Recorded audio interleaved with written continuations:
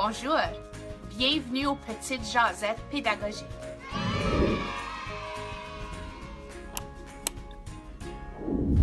Bonjour Magali, merci beaucoup d'être ici avec nous aujourd'hui aux Petites Jasettes pédagogiques. Merci de m'avoir invitée.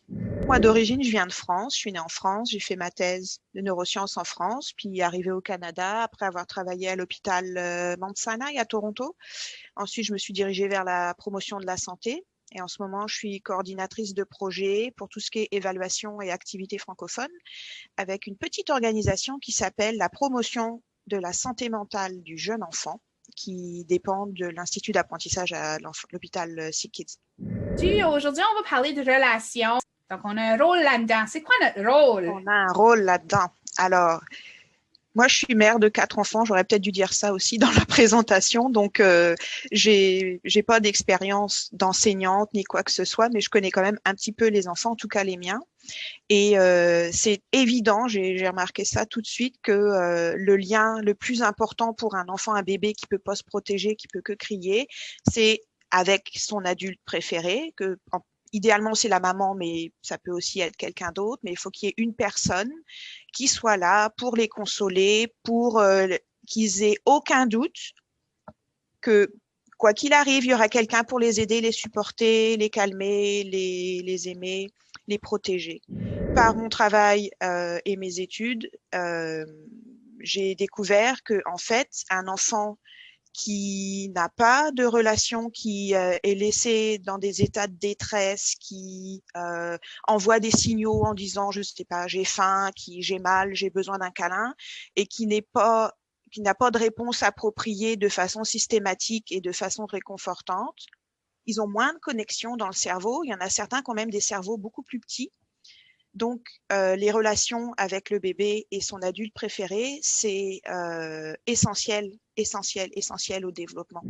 Puis, un bébé qui est pas rassuré, qui va avoir ses besoins de base, qu'on va répondre à ses besoins de base, il va se concentrer sur ses besoins de base. C'est très difficile déjà pour un adulte de se concentrer sur quelque chose quand on a faim ou quand on a peur.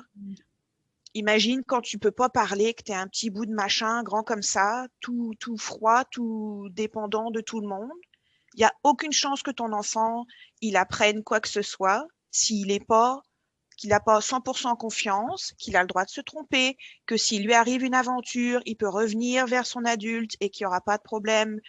Et donc, ça, c'est la relation clé pour qu'un enfant se développe à son plein potentiel. C'est une des relations les plus importantes, mais c'est pas la seule. Tu penses à la pyramide de Maslow quand tu parles, tu sais, que les besoins fondamentaux chez l'adulte principal et spécialement avec l'enfant, il faut vraiment garder compte que ces besoins de base-là sont remplis si on veut vraiment que l'enfant atteigne un développement sain. Et puis même biologiquement, c'est comme ça aussi, parce que si tu regardes le cerveau, le cerveau il commence à se développer un peu de l'intérieur vers l'extérieur ou du bas vers le haut. Et donc, à l'intérieur, le tronc cérébral, c'est ce qui va réguler la faim, la respiration. Puis après, au-dessus, tu as les émotions. Donc, ça va être la peur, le fait d'être rassuré, le fait d'être content. Et c'est seulement après que tu as les fonctions cérébrales supérieures, comme d'apprendre à lire, d'être curieux, de développer des relations saines avec les autres, etc. Connexions supérieures se bâtissent sur la structure des connexions les plus simples et les plus reptiliennes, les plus anciennes. Donc, si ton enfant, quand il est petit, il a eu des très peur, qu'il a été soumis à du stress constant, et du stress pour un bébé, c'est pas d'être en retard, c'est il pleure, puis il y a personne qui vient. Si ça, c'est constant, que c'est récurrent et tout ça, ça va être très difficile. C'est pas infaisable, là, mais ça va être très difficile pour le reste des connexions au sein du cerveau, le reste des structures cérébrales, de s'organiser correctement dans le temps qu'il aurait imparti, parce que le cerveau, il se développe pas comme ça pour toujours. Et quand tu as 6 ans, il commence déjà à être bien calé, puis après, tu es adolescent, puis là, structurellement, c'est presque fini. Puis plus tu montes en âge, plus c'est difficile de changer ton cerveau. C'est pas impossible. Si tu veux apprendre une langue quand tu as 10 ans, C'est bien plus simple que si tu veux l'apprendre quand on a 40. Je le sais parce que j'ai essayé d'apprendre l'espagnol, ça n'a pas bien marché. Ce que tu décris, c'est quelque chose de très important. C'est la base. Puis là, je veux mettre l'emphase sur, voilà, l'importance du travail des éducateurs, des éducatrices et des parents aux jeunes enfants. Comme tu es en train de nous dire, le premier 6 ans, c'est la base. Oui. C'est ce qui va construire le restant. C'est la base pour le restant de la vie. Donc, si jamais il y a eu un point pour valoriser la profession d'éducatrice-éducateur, le voilà. Ça ne fait aucun sens pour moi que les éducatrices ça soit moins bien payées qu'un médecin ou de quelqu'un, parce qu'elles ont un pouvoir incroyable. Elles ont le pouvoir d'améliorer les résultats d'un enfant pour toute sa vie en fournissant cette relation réconfortante, en éduquant les mamans, les familles sur à quel point c'est important de répondre aux besoins et aux indices que les enfants leur donnent, qu'il a été montré qu'un enfant qui a été soumis à du stress répété, qui n'a pas eu cette relation réconfortante avec un adulte, de préférence la maman ou le papa, cet enfant-là, plus tard, il y a un risque pour évidemment des problèmes de santé mentale de type dépression, choses comme ça, mais aussi des risques cardiovasculaires, du diabète, parce que quand on est stressé, il y a tout un tas de réactions, on va dire hormonales, même si c'est pas tout à fait hormonal, qui vont ensuite affecter le cerveau, qui vont affecter la flore intestinale, qui vont affecter tout le corps. Et du coup, la fois suivante, quand il est stressé, au lieu de se réguler, cette réaction au stress, elle va être complètement dérégulée et ça va causer tout un tas de problèmes physiologiques. Et ça a été vraiment décrit récemment très, très bien. Wow! Ça, c'est la première fois que j'entends quelqu'un décrire le lien entre le développement socio-affectif et les effets physiologiques. Vous savez même que des relations pas saines et pas réconfortantes pour un très jeune enfant, ça peut changer l'expression de son génome. Ça s'appelle l'épigénétique. C'est une science qui a démarré il n'y a pas très longtemps. Un enfant qui a été négligé, qui a eu tout un tas de problèmes stressants au cours de sa petite enfance, on parle des 3 premières années, il va avoir les petits morceaux qui protègent les extrémités de ses chromosomes, qui s'appellent les télomères, qui sont plus courts. Donc, si tu penses à un chromosome comme des lacets de chaussures, avec le petit bout en plastique, c'est qui protège, le petit bout en plastique est parti, ce qui fait que ton chromosome, il commence à s'effilocher. Donc, j'exagère, on est d'accord, mais c'est quand même, quand tu vieillis, tes télomères, ils rétrécissent et tu peux avoir des enfants qui ont des télomères 10 ans plus vieux que ce qui devrait être. Et la deuxième chose, c'est que donc ta réaction au stress et toutes ces choses-là, elles vont entraîner une chaîne de réaction qui fait que tu as des molécules qui viennent se mettre sur ton ADN et qui empêchent que certains gènes s'expriment ou que d'autres s'expriment davantage.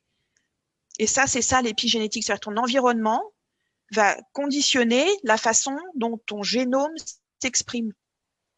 Quand j'ai appris ça, ça m'a ça a changé ma vie, quoi. C'est impressionnant quand même. Exactement. Et c'est fou parce que ça a été décrit, c'est dans la science et il y a trop peu de gens qui savent ça. Imagine si les éducatrices, elles savaient l'importance qu'elles ont dans les 3 premières années, à quel point elles peuvent changer littéralement tout le reste de la vie d'un enfant. Déjà, elle se sentirait encore plus importante. Déjà, elle devrait se sentir très importante, mais elle se sentirait encore plus importante. Et puis surtout, elles auraient d'un seul coup les moyens de faire encore plus. En ce temps de pandémie ici, si tu avais donné comme 2-3 gros conseils de la meilleure chose qu'on peut faire à titre de parent ou à titre d'éducateur et éducatrice avec ces jeunes enfants-là. Et donc, en fait, ça s'articule toujours autour de ce lien essentiel entre le bébé ou le très jeune enfant et la maman ou l'adulte principal qui s'occupe de cet enfant-là, qu'on soit en bonne santé, qu'il sache ses limites. C'est la première chose. Donc, maman, si bébé fait la sieste, va pas tout de suite retourner faire le ménage ou retourner au travail. Prends-toi 10 minutes pour t'asseoir, boire un thé, puis regarder les oiseaux sur la mangeoire. Détends-toi, ça va aller là. Parce que il faut que tu sois, toi, bien détendu pour que l'enfant puisse être détendu. Si tu es stressé, il va être stressé, puis c'est pas bon pour lui. C'est pas bon pour toi, mais c'est pire pour l'enfant. La deuxième chose, c'est la patience. Ton enfant, s'il crie, c'est parce qu'il a besoin de toi. Donc, tu le prends dans tes bras. Tu dois rester à l'écoute de ton enfant. La troisième chose, c'est d'apprendre à ton enfant à gérer ses émotions. Et pour ça, il y a deux aspects. L'aspect 1, c'est que toi, quand tu ressens des émotions, tu en parles. Ah là, ça m'inquiète, ça. Qu'est-ce que tu en penses, toi? Tu vois, même si l'enfant répond pas, tu mets des mots sur ce qui se passe. Puis tu normalises les choses. Puis c'est OK d'être inquiet puis de le dire. Et puis la deuxième chose, c'est quand l'enfant, il a des émotions, tu l'aides à dire quelle émotion c'est. Oh là là, tu as l'air contrarié. Qu'est-ce qui t'arrive? Est-ce qu'il y a quelque chose qui te fait peur? Est-ce que, tu vois? Puis du coup, on met les mots comme ça. Puis l'enfant, après, il arrive à se réguler mieux.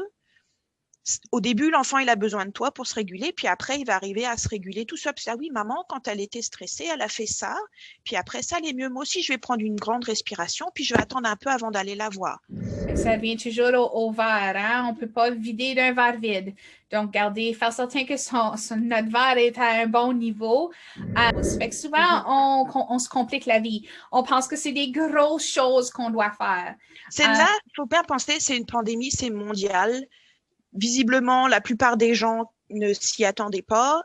On n'a pas, c'est pas quelque chose on a l'habitude, d'accord? Donc, c'est pas une situation normale. Personne s'attend à ce que tu puisses tout faire facilement. Si tu as besoin d'aide, tu demandes de l'aide. Puis si ça se passe pas super bien, c'est pas grave si ton enfant il parle pas 5 langues avant d'avoir 3 ans. Là, ce qui compte, c'est quand il pleure, tu le prends dans tes bras.